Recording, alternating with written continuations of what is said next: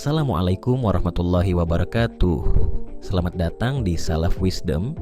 Hari ini kita akan memasuki sebuah perjalanan sejarah yang penuh makna dan kontroversi, mengungkap asal-usul konflik panjang yang terjadi di tanah Palestina. Melalui sosok Theodor Herzl, tokoh sentral dalam gerakan Zionisme modern, kita akan melihat bagaimana ide dan visi yang ia tulis dalam bukunya Der Judenstaat, Negara Yahudi, akhirnya mengarah pada pembentukan negara Israel. Namun, perjalanan ini bukan hanya tentang berdirinya sebuah negara, melainkan juga tentang dampak mendalam yang dirasakan oleh saudara-saudara kita, masyarakat Muslim dan Arab di Palestina. Dengan memahami perjuangan mereka, kita dapat melihat betapa kompleks dan berlapisnya sejarah ini. Sebuah kisah tentang identitas, hak, dan nasib manusia yang terlibat dalam pusaran konflik yang masih berlangsung hingga hari ini.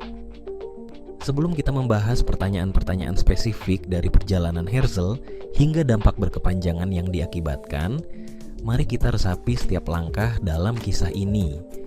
Ini bukan hanya cerita tentang politik atau batas wilayah, tetapi sebuah kisah manusia yang penuh dengan nilai dan pelajaran untuk kita semua. Mari kita mulai dan melihat ke dalam sejarah dengan pikiran yang terbuka dan hati yang lapang. Pertanyaan yang pertama, apa yang menyebabkan Herzl mulai memikirkan solusi radikal seperti pembentukan negara Yahudi?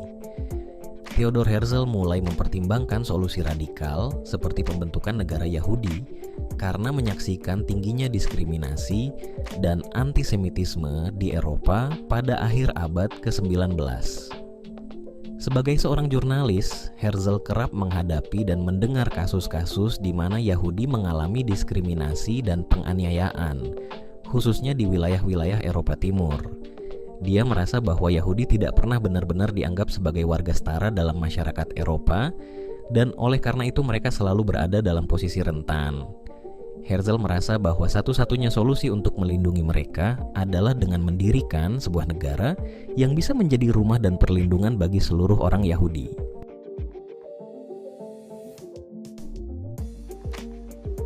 Apa ide utama yang Herzl sampaikan dalam bukunya Der Judenstaat? Dalam bukunya Der Judenstaat, Negara Yahudi, Theodor Herzl mengusulkan gagasan mendirikan sebuah negara khusus untuk orang Yahudi sebagai solusi untuk mengatasi antisemitisme yang mereka hadapi di Eropa. Herzl berargumen bahwa asimilasi Yahudi di negara-negara Eropa tidak dapat berjalan sepenuhnya karena diskriminasi dan kebencian yang mendalam. Ia mengusulkan bahwa satu-satunya cara untuk mendapatkan keamanan, kebebasan, dan hak-hak penuh adalah dengan mendirikan sebuah negara independen bagi mereka. Herzl menekankan pentingnya dukungan internasional dan diplomasi untuk memastikan pendirian negara ini secara sah dan menghindari konflik yang tidak perlu dengan bangsa-bangsa lain. Mengapa Herzl memilih Palestina sebagai tempat bagi negara Yahudi, dan bagaimana ia menggambarkan wilayah tersebut dalam pandangannya? Herzl memilih Palestina sebagai tempat bagi negara Yahudi karena ia menganggapnya sebagai tanah leluhur yang memiliki ikatan historis dan spiritual mendalam bagi orang Yahudi. Palestina adalah tempat yang memiliki signifikansi religius, terutama karena kaitannya dengan sejarah Alkitab yang dianggap Herzl dapat memberikan legitimasi emosional bagi banyak orang Yahudi. Dalam pandangannya, Herzl menganggap Palestina sebagai tanah yang terbelakang dan kurang berkembang, sehingga ia membayangkan para imigran Yahudi bisa membangun kehidupan baru di sana tanpa perlu banyak menghadapi penduduk asli yang menurutnya jumlahnya tidak besar. Bagaimana konsep tanah tanpa bangsa untuk bangsa tanpa tanah menimbulkan salah pengertian atau ketegangan dengan penduduk asli Palestina? Konsep tanah tanpa bangsa untuk bangsa tanpa tanah menimbulkan salah pengertian dan ketegangan. Karena asumsi ini mengabaikan kenyataan bahwa Palestina telah dihuni oleh komunitas Muslim dan Arab selama berabad-abad. Pandangan ini membuat Herzl dan para pendukung Zionis lain tidak sepenuhnya mengakui atau mempertimbangkan hak-hak serta keberadaan penduduk asli Palestina yang telah hidup di sana. Ketika imigrasi Yahudi ke Palestina meningkat, para penduduk asli mulai merasa terancam dan khawatir bahwa kehadiran Zionis akan merusak keseimbangan sosial, ekonomi, dan budaya di wilayah tersebut.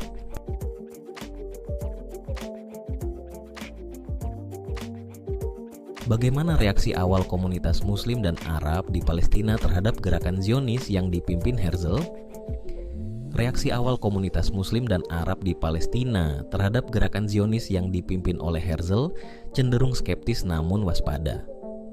Pada awalnya, banyak dari mereka menganggap gerakan ini tidak akan membawa perubahan besar, terutama karena Palestina saat itu merupakan bagian dari Kekaisaran Ottoman yang memiliki kontrol kuat di wilayah tersebut.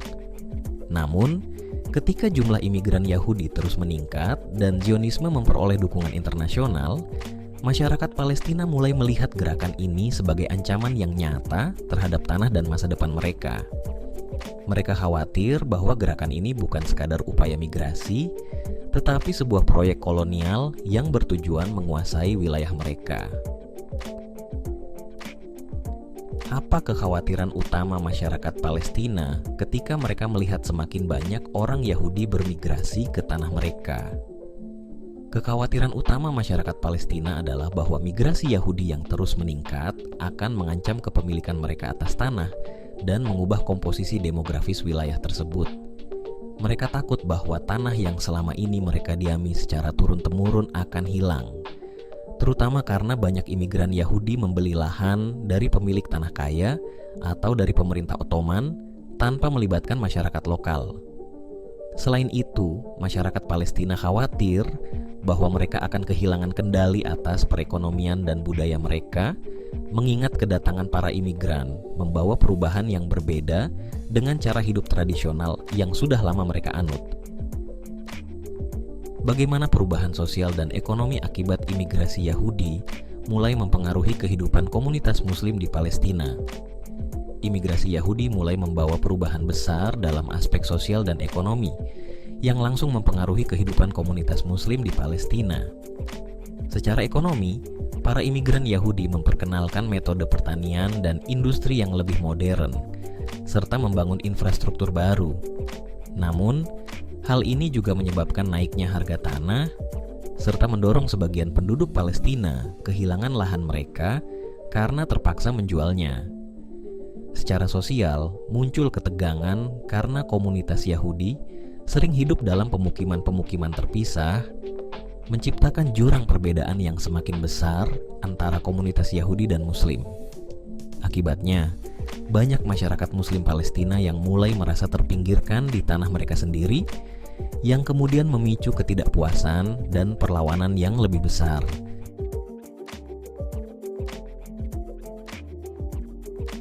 Bagaimana Herzl dan penerusnya menggalang dukungan dari pemimpin Eropa untuk mewujudkan negara Yahudi? Herzl dan penerusnya menggalang dukungan dari pemimpin Eropa melalui diplomasi yang intensif dan pendekatan pragmatis.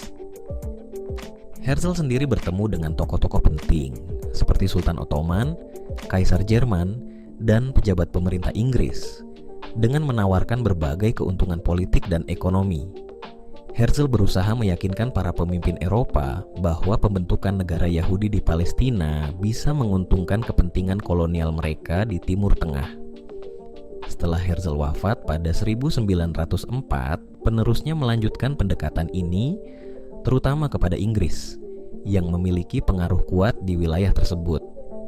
Para pemimpin Zionis meyakinkan Inggris bahwa dukungan terhadap negara Yahudi dapat menjadi alat untuk mengamankan kepentingan mereka di Palestina dan menggalang dukungan Yahudi global di pihak sekutu selama Perang Dunia I. Mengapa deklarasi Balfour pada 1917 dianggap sebagai titik balik dalam upaya Zionis untuk mendirikan negara Yahudi? Deklarasi Balfour pada 1917 dianggap sebagai titik balik dalam upaya Zionis, karena pernyataan resmi ini menandakan dukungan dari salah satu kekuatan besar dunia, yaitu Inggris. Dalam deklarasi tersebut, Inggris menyatakan dukungannya terhadap pembentukan Rumah Nasional bagi orang Yahudi di Palestina, meskipun juga mengisyaratkan bahwa hak-hak penduduk non-Yahudi tidak akan terganggu. Dukungan resmi ini memberi legitimasi internasional bagi gerakan Zionis dan meningkatkan daya tawar mereka di kancah politik global. Selain itu, dengan kontrol Inggris atas Palestina yang meningkat setelah Perang Dunia I, Deklarasi Balfour memberi Zionis landasan politik dan praktis untuk mewujudkan visinya, mengarah pada peningkatan imigrasi Yahudi ke Palestina.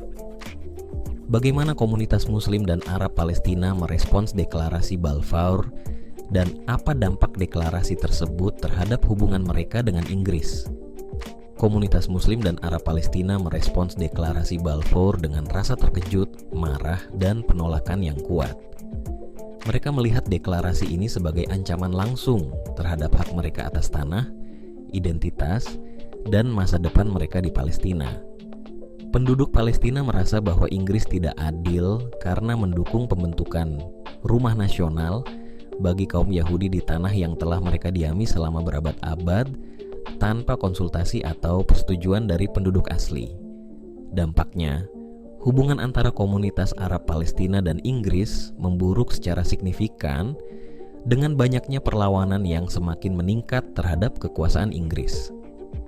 Deklarasi ini memicu protes dan serangkaian bentrokan di wilayah tersebut, serta mendorong lahirnya gerakan nasionalis Arab yang semakin kuat menuntut hak-hak mereka di Palestina. Bagaimana suasana di Palestina saat pengumuman pendirian negara Israel pada tahun 1948, khususnya di kalangan masyarakat Muslim?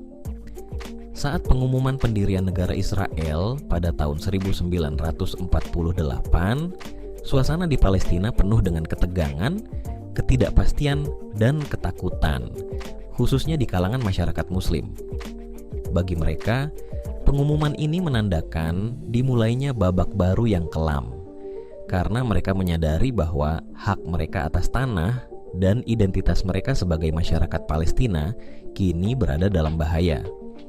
Pengumuman ini disusul oleh serangkaian kekerasan dan bentrokan, dan banyak masyarakat Palestina yang menyaksikan desa-desa mereka dihancurkan atau diduduki oleh pasukan Israel.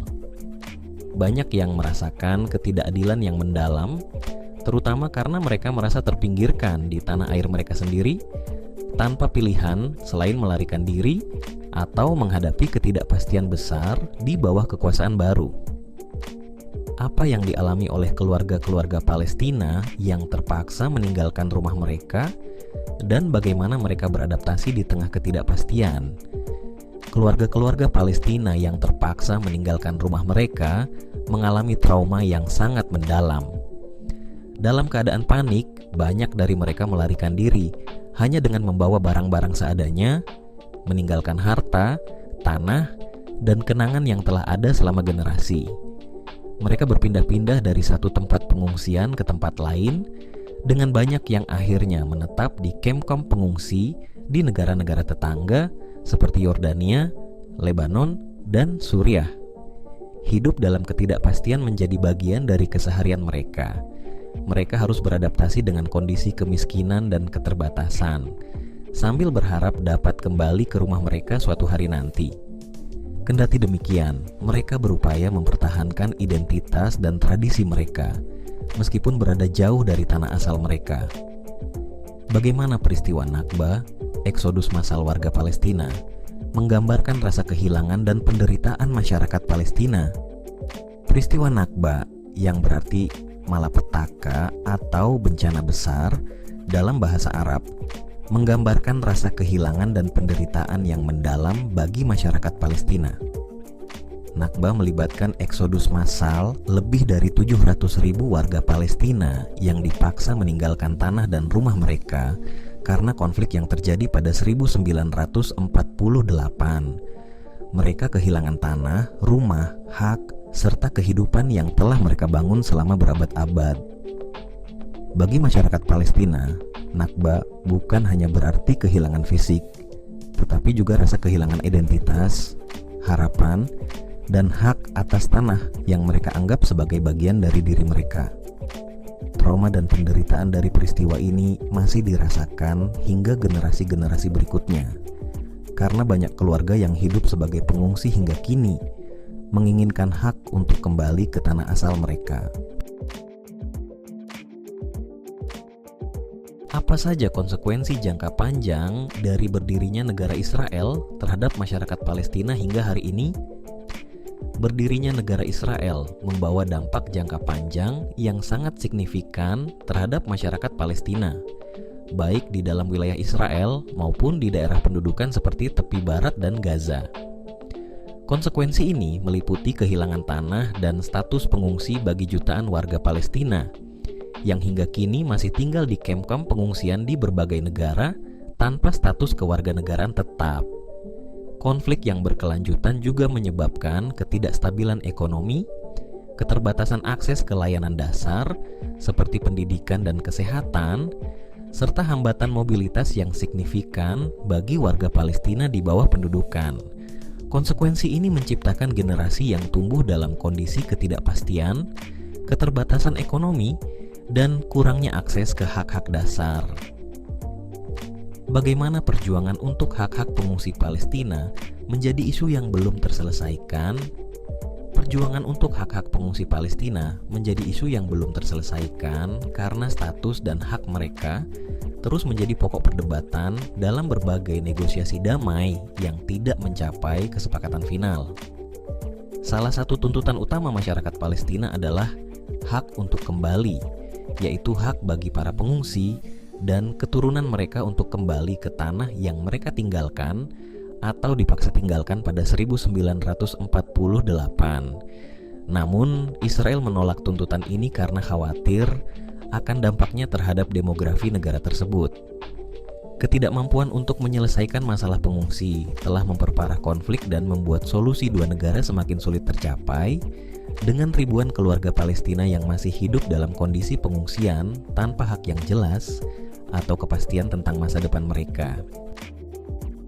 Apa dampak konflik ini terhadap identitas, kebebasan, dan kehidupan sehari-hari masyarakat Muslim di Palestina? Konflik ini sangat mempengaruhi identitas, kebebasan, dan kehidupan sehari-hari masyarakat Muslim di Palestina. Identitas nasional Palestina terbentuk dan diperkuat oleh pengalaman hidup di bawah pendudukan dan perjuangan untuk keadilan. Namun, pembatasan kebebasan bergerak, tindakan militer, dan kontrol ketat yang diberlakukan oleh otoritas Israel membatasi akses mereka terhadap pendidikan, pekerjaan, serta hak-hak dasar lainnya. Banyak masyarakat Palestina di tepi barat dan Gaza yang hidup di bawah blokade dan pembatasan yang ketat yang membuat mereka tidak dapat bergerak bebas bahkan di wilayah mereka sendiri. Selain itu, bentrokan yang sering terjadi, penangkapan, dan kekerasan yang berulang kali membuat kehidupan sehari-hari mereka penuh dengan ketidakpastian dan ketakutan. Tekanan ini menyebabkan dampak psikologis yang mendalam, terutama bagi generasi muda yang tumbuh dalam kondisi konflik dan pembatasan yang berlangsung selama puluhan tahun.